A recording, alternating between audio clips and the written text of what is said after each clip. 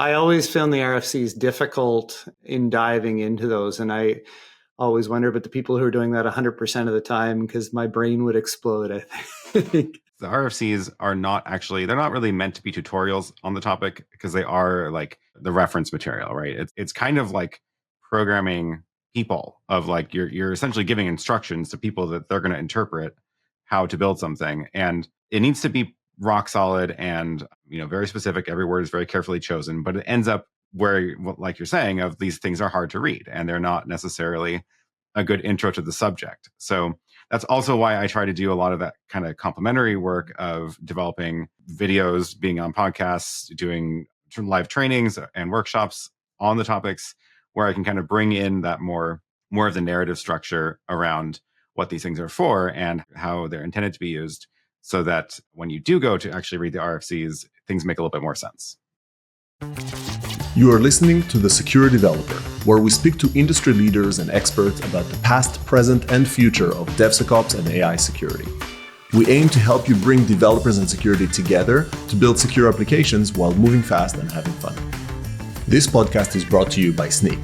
Snyk's developer security platform helps developers build secure applications without slowing down. Snyk makes it easy to find and fix vulnerabilities in code, open source dependencies, containers, and infrastructure as code, all while providing actionable security insights and administration capabilities. To learn more, visit snyk.io/TSD.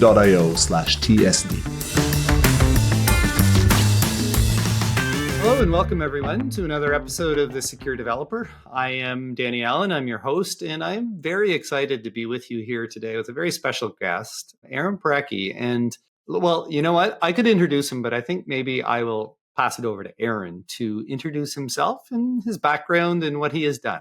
Aaron, maybe you could just share with the audience some of your background and how we ended up talking today. Yeah. Thanks for having me. I'm Aaron Parecki, Director of Identity Standards at Okta.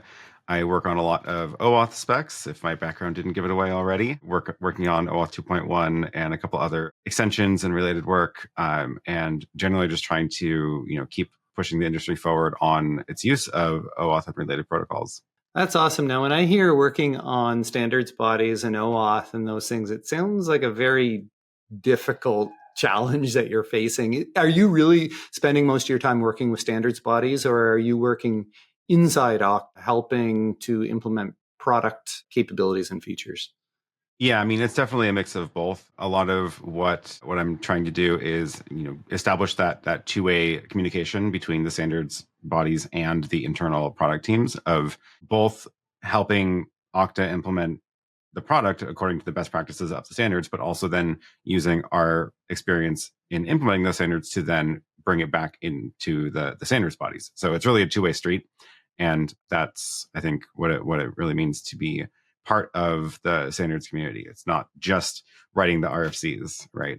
Yeah, I always found the RFCs difficult in diving into those. And I always wonder about the people who are doing that 100% of the time because my brain would explode, I think. Well, I mean, there is a good reason for it, which is the specs, the RFCs are not actually, they're not really meant to be tutorials on the topic because they are like the reference material, right? It's kind of like programming people of like you're essentially giving instructions to people that they're going to interpret how to build something, and it needs to be rock solid and very specific. Every word is very carefully chosen, but it ends up where, like you're saying, of these things are hard to read and they're not necessarily a good intro to the subject. So that's also why I try to do a lot of that kind of complementary work of developing videos, being on podcasts, doing live trainings and workshops on the topics where I can kind of bring in that more of the narrative structure around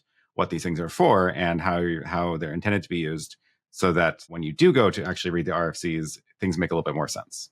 That makes a ton of sense. So let's just set the background for some of our audience. And I don't think that authentication and authorization as concepts will be a challenge for anyone listening, because even if you look at the OAuth top 10, I think the number one is broken object level authentication or authorization to those objects. So the concepts are probably people are aware of, but maybe you can just set a foundation for people around what authentication is, what authorization is, and how OAuth plays into that for the general developer community? Yeah, well, let me start with a bit of background on how OAuth really got started and like where that came from, because it's actually very related to the main topic we're going to talk about today. It was originally created specifically for third-party app access. And what I mean by that is when a user is using an application that is trying to access a different API than that application. So two different parties involved rather than a first-party scenario. So in the early days of Web 2.0, this would be all your Web 2.0 services launching APIs, think like Flickr or Twitter, and then third-party developers building clients on top of those APIs to do various things like upload photos or post tweets or read timelines, whatever it is. So it's really about that third-party access. And the reason for the OAuth pattern was because we didn't want to have users give the credentials for their account to the third-party application. Because as again, third-party app, you don't necessarily trust the developer of that application to do only what they say they're going to do on when it says connect to your account. So we had examples of new apps that would launch would ask for your Google credentials because it wants access to your Google address book, but when you give it your Google password, it has access to everything. And you kind of just have to cross your fingers that it's going to do the right thing, which is not a good situation to be in from a security perspective. So the OAuth pattern was set up to allow the user to type in their credentials in the first party account where the account lives, and then delegate that access through this access token pattern to the third party application.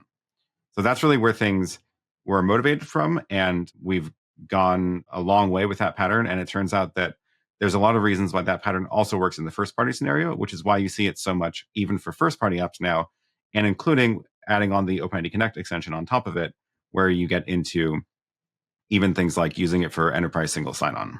So what is the OpenID Connect that you're referring to? Yeah, so OpenID Connect is an extension of OAuth. It's actually developed in a totally separate working group, the OpenID Foundation, and it adds a couple of things onto the OAuth flow. So forget about old OpenID 1, that's not relevant anymore, but the OpenID Connect is the idea of adding an ID token instead of an access token to communicate information about the user's login event. And that's really the main thing that it adds. It also has a couple of little protocol bits that are different here and there, but the main thing is that it's adding in identity information into the OAuth flow. Because again, if you think about API access, which is what OAuth was created for, you actually don't need to solve the identity problem in the OAuth protocol layer, because what the goal of granting a third-party application access to an account is that it can go and actually just make API calls. It doesn't need to know who the user is. So I like to use this analogy of checking into a hotel, where you go to the front desk of the hotel, you check in, you show the person your ID, you get this key card. And the key card gives you access to things in the hotel. So that key card is like an OAuth access token. You can use it to access the room, access the gym, the pool, whatever. But that key card doesn't represent any identity information about you. It just represents access. And that's really the model that we use in OAuth too, of the access token represents delegated access to data. It doesn't necessarily represent a user identity. So if the application that is a third-party application or first-party does want to know information about the user, you need to do something in addition to the base OAuth protocol. And that's what OpenID Connect does. OpenID Connect adds in this ID token that actually says things about the user, like their name or their unique ID or things like that. That makes total sense. When OAuth was first rolled out, what was not considered? So I know we've gone from OAuth 1.0 to 2.0 to 2.1 that we've iterated through. What things did we miss? And the reason I'm asking this is because I want to relate it to AI in a moment. We're about to do similar things in an AI world. But what did we not consider in the first implementation of OAuth that we learned over the course of the implementation? Yeah, I mean, it's a big question. I will give you an example of the move from OAuth 1 to OAuth 2, because that was pretty significant. OAuth 1, the goals were the same. Like fundamentally, the goals were the same of this delegated third-party app access pattern. But the way that it worked was it required the use of a provisioned credential, like a secret, into the application. And that had the unfortunate side effect of essentially making it not usable for single page apps or mobile apps. You can't really ship a credential in a mobile app or a single page app and expect it to be a secret, because you're giving a copy to everybody who's running the app. And that was essentially a pretty major limitation of OAuth 1 that made it not workable for the future. There were other aspects of it that were annoying also, like the signing mechanism, but annoying is different than fundamentally not workable, right? Right. So the move to OAuth 2 redesigned things in a way that didn't rely on apps having a secret. And in doing that, there is a very big limitation that came out of that was not solved at the beginning of OAuth 2. And that is that access tokens are bearer tokens, meaning the only thing you need in order to use the access token is the string itself. And it's just a string. So you can copy it around, you can share it, you can accidentally log it, you can steal it. Like all of these things that you can do with access tokens, bearer tokens are inherently dangerous, right? And that wasn't the case with OAuth 1 tokens, because they required using this credential. It's just that in practice, you then couldn't use it for mobile apps. So it kind of defeated the purpose, right? So that was a pretty big change. But what even though bearer tokens are kind of inherently less safe, and everybody knew that at the time, it at least meant that you could kind of push that problem down the road and solve it later. And what we have seen is that over the years, there have been several different attempts at solving that problem and adding in this idea of proof of possession, where you need something in addition to the token to use it. And most recently, the RFC Depop is a solution to that. And that is, again, it's an example of how this kind of works, where even though it wasn't solved at the beginning of OAuth, because the protocol was modular and extensible, we were able to add these things in later and kind of slowly grow the protocol rather than having to completely rewrite it. And that's why we're not working on OAuth 3 right now. That's why we're working on OAuth 2.1, where it's a consolidation of the good parts of OAuth 2, because we don't need to fundamentally change everything again. And I think that was example of some good design decisions made early on in the OAuth 2 protocol to allow it to be extended and tweaked into so we're still using it today in much more secure ways than OAuth 1 could be. Well, that certainly sounds like the right foundations are in place. And I always am encouraged when you can go from 1.2 and kind of pause there. It tells you that the foundations are solid. I want to draw a parallel then to the world that we're going into right now in AI, because I've been standing on a soapbox for the last little bit and saying, hey, it's not APIs anymore. It's LLMs. We have all these LLMs that are backing applications.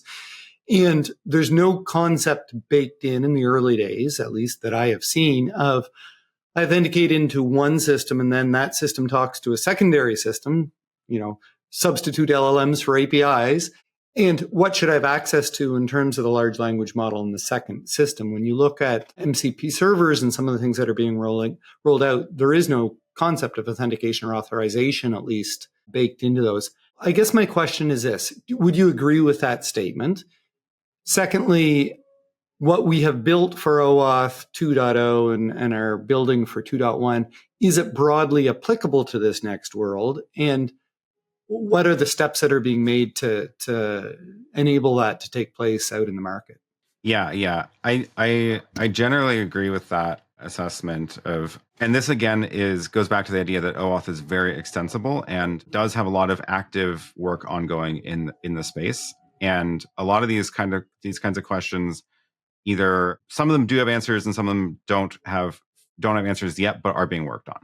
And there's, if you go back again, like with the original goals of OAuth, it was very straightforward that it was about this third-party app access. And if that's the entire scope of the problem, there's a lot of things that are out of scope of the protocol that don't need to be solved in a protocol, because they can be solved in an implementation.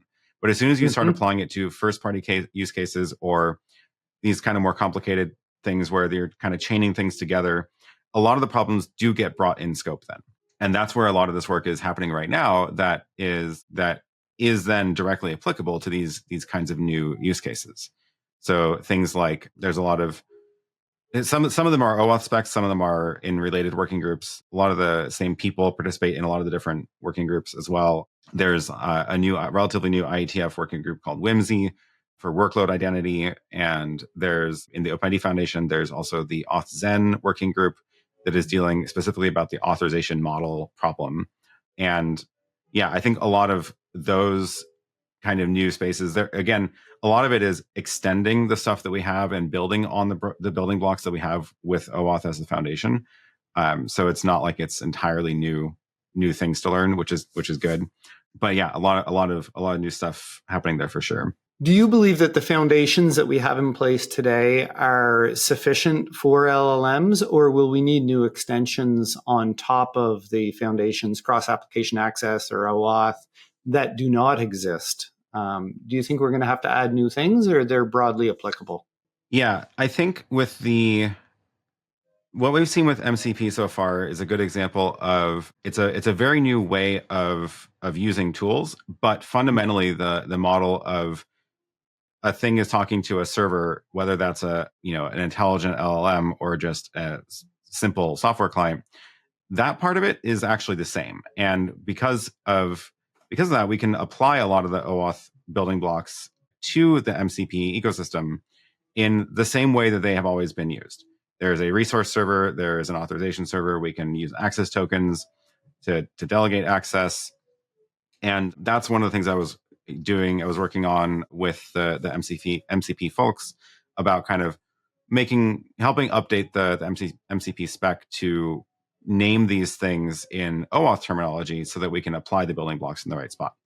That said, there are definitely a few new ideas that are even just in that sort of bootstrapping an authentication that did rely on some new work that came out of the OAuth group. Most recently, the resource server metadata or protected resource metadata RFC helps bootstrap this tool where you can discover an authorization server from a resource server URL rather than having to put in the authorization server URL into the software itself. So in a typical OAuth flow, you'll end up having to, add these configuration lines of the OAuth server or the token endpoint and the authorization endpoint into your client code. But that's not a good user experience or even developer experience for the way that the MCP tools are intended to work. So for that, they want to be able to configure just, put in the URL of the server you're trying to talk to, and everything should just kind of flow from there. So that was using a very new RFC. It was just a couple weeks ago that it was published. And, otherwise the developer would have to authenticate every single time they wanted to take an interaction, if I'm understanding it in the traditional way correctly. Yeah. And then there's also the client registration problem, which is interesting, but probably don't need to go too much into that. But yeah, so with that kind of stuff, there is some new things, but there's definitely some new questions that are arising. The authorization model of sort of the internal language model is a huge unsolved problem right now, but I don't want to get into that because there's just too much there right now.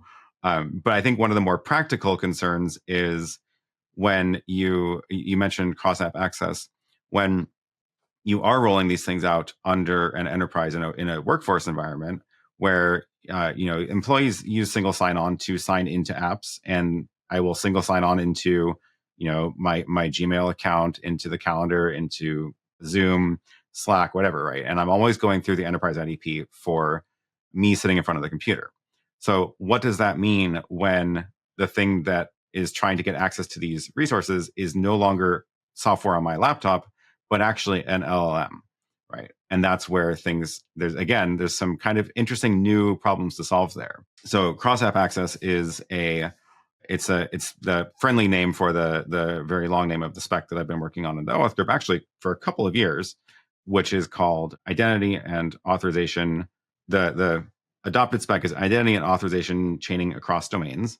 And that can be used for a number of different things, one of which is this kind of pattern of using an AI agent inside of an enterprise context. And then I'm working on defining a more specific profile of that for specifically this use of, you want to sign into your AI tool through the enterprise IDP, and then you want to grant that AI tool access to all the other enterprise apps. So that way I can just chat at it, and it already has access to all the Google Docs. It already has access to my Zoom calendar and everything, right? So without that, it's a terrible user experience because I have to go and one by one connect all these tools, right? And we're seeing a lot of explosion of these tools, so it's only going to get worse. But the other huge problem with that is actually from the enterprise admin side. If you think about what happens with these tools, and even just with, like, if you drop a Google link into Slack will want to preview it, right? And it'll try to go fetch the document from the Google API and show you the preview inside of Slack. In order to actually make that work today, what ends up happening is the user has to click through and grant that consent, right? Mm-hmm. Now, for that Slack example of Slack trying to get data from Google, it's not a good user experience, but it's not that bad because it's really just once, right? They do it once and then you're done. But once you apply this to the LLM world and the AI tools, now it's not just once. Now it's you logged into your chat software, and now it's like, please connect the 20 tools, right? And you have to click one by one. But when it's that direct connection between these applications, that connection happens without any visibility of the enterprise admin. They can't see it happening. Mm-hmm. If the only way that they could know it happens is if the server that is granting access has some sort of internal admin screen that shows logs of what's been going on. And some of these do, some of them absolutely do not. So a lot of this communication between applications is essentially happening behind the back of the admins in the enterprise, and they can't see that this data is being shared between applications, which is not a good place to be. So they can't see it, they can't shut it down, they can't monitor it, right? So that's one of the other goals with this cross-app access pattern, is to actually put the IDP in the middle of the flow so that when these two apps want to talk to each other, whether it's Slack to Google or your chatbot to the Google Calendar, they actually first have to negotiate through the IDP in order for that to be visible and controllable, and then the admin can actually see and control about that access. And so in that world, the administrator is saying these two applications can talk to one another, but then each application controls at a data level what the individual is going to get access to. Am I understanding that correctly? Yeah, exactly. Because again, that kind of internal data model is a very large problem to solve. And trying to do that in a way that is then federated is even harder. And again, there is active work going on in standards groups to solve that. But I don't think I will be able to convince 20 of the top companies that are used in enterprise to change their authorization model to use the same model so that they can federate the authorization itself, right? Yeah. So instead, what I do think we can do is get 20 companies to add a new way to issue access tokens that they already issue. They already have an OAuth API. They already issue access tokens. Those access tokens are scoped to a user. So, and they already have their own internal authorization model of when an access token comes in, how do they know what it can access for that user's data, right? And so what we're doing is we're saying, here's a new way to issue access tokens instead of through the user's, instead of through a redirect flow with the user, you actually can do it all in the back channel, talking to the IDP and negotiate it that way. But the output of that is the same access token that you would have issued anyway. That way you get to leverage your existing authorization model, and you don't really have to touch any of that code. That part stays the same. That makes sense. What does the organization have to do to roll this out? If you think of this kind of organizationally, and they're trying to enable LLMs and MCP servers and do all of this, what are the kind of 1, 2, 3 steps that they need to have? Obviously, they need an IDP in there, but what are the priorities of steps they go through? Yeah, I would say top priority, of course, is single sign-on to all the apps. Like, you don't really have a store unless you have single sign-on in the first place. Once you have single sign-on, that lets you then assign, groups of users to applications. So you can then control at least which users are able to use which applications, instead of just having it all be a free-for-all. This new idea of actually the apps talking to each other, the cross-app access pattern, this is new. This is in development. It is not available in any software yet because it is based on in progress specs. We are working on it. We are looking for partners to also work on it with us. And hopefully we will get that to the point where that is like the next requirement that you would have in the enterprise use of these tools is be able to actually have that control of the apps talking to each other be managed at the IDP as well. But really, I mean, you have to start with single sign-on because that's kind of the foundation. Yeah. And I mean, you're working at the perfect place for this at Okta because obviously single sign-on is fundamental to what you're doing. How have you seen the industry adoption help this or impede this? Like, do you find as you roll this out that organizations are, yes, let's all get on board with this particular protocol or this particular way? Or what are the roadblocks that you've seen in the past from this being successful? Yeah, I mean, the doing new things is always hard, right? But that's why one of the design goals of this has always been do the new spec is trying to add as little as possible to what already exists. So rather than saying again, like I'm not trying to say everybody use the same internal authorization model and then federate those objects around and everything will be solved, right? Like that is a possible path, but that's not a practical one. So I think more practically, like trying to find what's the smallest change you can do to your product to enable this very powerful use case. That is something it makes it much more palatable for people to actually start playing around with and start building. Who's on board with the cross-app access right now? Do you have big companies on board, or is this individuals like yourself that are promoting it? What is the power behind it right now? Yeah, we are working with some companies that you've absolutely heard of. Can't share the names yet, but there will be some announcements soon about that, and looking for more. So if you are building an application that is used by enterprise companies, and you want to provide your customers that level of control that they want, get in touch with me. I'm happy to help you work on this and explain it. A lot of the work that we're doing with this is public. So if you go, I can put in the show notes links to the spec itself and a GitHub repository with a complete implementation of an IDP and two applications that talk to each other through that IDP. So it's there. It's not like it's a secret, but yeah, hopefully we'll have some actual names we can share soon. And we'll put that in the show notes for the session. What about where we are right now? How do you think about that? So clearly the spec isn't in place yet, and we don't have, the IDP, the common IDP connections taking place. Would you caution people against rolling out MCP servers? Like, give you a very specific example that I think about every day. Snyk is an MCP server. Actually, by the time this rolls out, actually you can go to GitHub and download the MCP server that wraps our CLI that can obviously secure code. The reality is that we could talk to an agent over here that is generating code, but it might not be that the individual that is generating code, you want them to see all the other code that is in all the repositories. Like there might be things that you shouldn't see on either side of that. Would you say in that circumstance, well, hold off, don't implement this until everything is in place and all the security is in place? Or would you say, no, go ahead, it's going to be solved within a reasonable amount of time?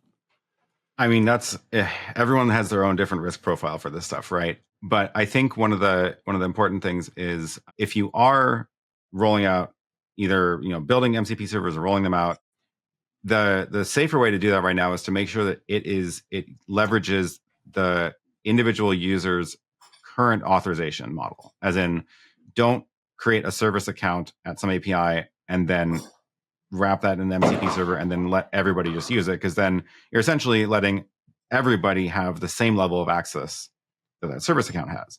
So instead, if you go through in the current world, you can go through an OAuth flow for the MCP servers.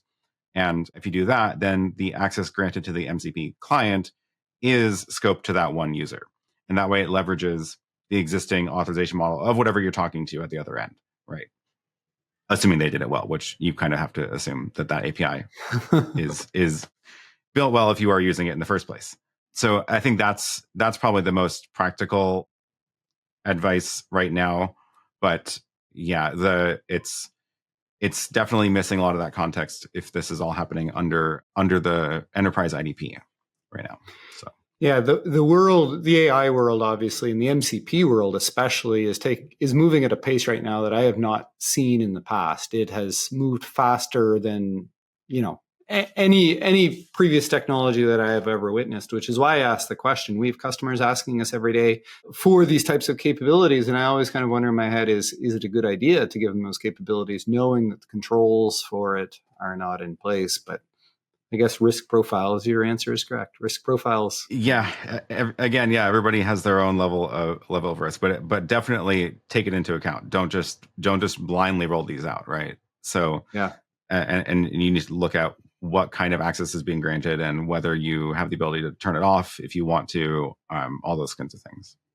Well, Aaron, I love that you are looking at this. I actually noticed a post that you had on LinkedIn, I think I mentioned earlier, and it gave me hope because I actually have been ranting about this for a while. Everyone's rolling out MCP servers and no one's actually thinking about the authorization, which is an issue. What gets you most excited for the future? So you've seen this before. Do you think we're learning from the mistakes, that we're building it in at the very beginning in the right way? Like, what gets you excited?